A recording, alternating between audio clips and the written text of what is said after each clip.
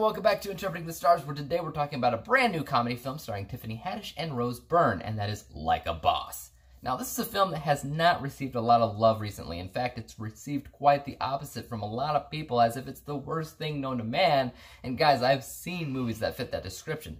This is a movie that, for the most part, did exactly what it set out to do, which on its own deserves its own credit. But there's more to it than that, even if the film is a bit on the vanilla side. Let's get cracking. This review is brought to you by the word of the day, vanilla, lacking distinction, aka plain, ordinary, and conventional, like my wardrobe choices throughout high school. And let's be honest, even now. Like a Boss follows around best friends Mel and Mia, who own a cosmetics business together, but the business is not doing very well. That is until rich investor Claire Luna decides to invest in their company, hoping to push them out and take the business for herself. But tearing apart a legendary friendship may be more difficult than she could have ever imagined before.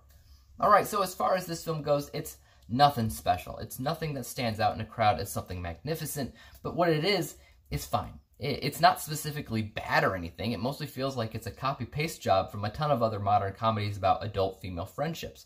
The messages sometimes switch around in these films, as does the plot itself, but at the end of the day, they all feel like they're the same movie. And the same applies here, making Like a Boss a rather unoriginal film at the end of the day, which is not great. But that does not automatically make it a bad film either. In fact, I like the lead girls here. Ever since the revamping of Kids Say the Darndest Things with Tiffany Hadish, I've had a beef with her, but she does feel pretty natural in this film, and her chemistry with Byrne is great. So great, in fact, that I could see these two women hanging out after filming for a day. And that's actually a huge positive, especially for the comedy. With a good, natural, organic chemistry, you're a lot more likely to succeed in connecting with the characters and ultimately laughing when they make their jokes. And you know what? I did laugh.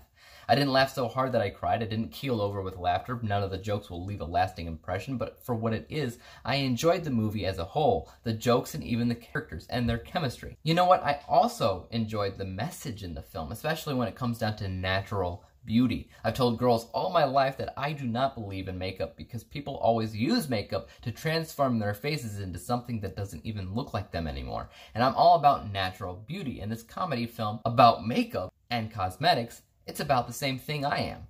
About not overusing or abusing the powers of makeup, only using it for good, only highlighting the natural beauties. It's also a film about friendship, obviously, and a friendship that I believe, a friendship that is not perfect, has its issues, but also has its high points as well. Basically, I believe that these two are actually friends. So why do people hate it? Honestly, I'm not entirely sure. Hate is a strong word, and I usually keep it for the films that specifically seem to go above beyond and strive to be terrible. These movies are usually baffling as to how they got to that point. And Like a Boss just is not in that margin. It's just a middle-of-the-road film. A lot of stuff that happens in this movie is neither great nor bad, just average, safe, and uninspired, which means that I would have given this film a 50% score more or less, and because I did like these girls and their chemistry, and I found a majority of the jokes to be decent enough, my score is higher than 50%. My unbiased score is 68%, while my biased score is a little bit lower at 62%, averaging everything out to a final score of 65%, which means that Like a Boss got a letter grade of D. Again, this is not anything spectacular. A majority of it is indeed just safe decision after safe decision, but the chemistry and the jokes keep it afloat, even if only by a small margin. But no, this is far from scum of the earth status. Take that as you will, though. Tell me your thoughts on Like a Boss in the comments down below. Am I being far too kind here by not saying that it's terrible? Or would you agree with me in thinking that it has its moments? Remember to give credit where credit is due. Now, for YouTube, you know what to do. Hit the subscribe button if you like this review and would like to see some others like it. Hit the thumbs up button because that always helps out my channel. And don't forget about the little bell icon because that'll help notify you when I come out with the next review. And until then, peace out!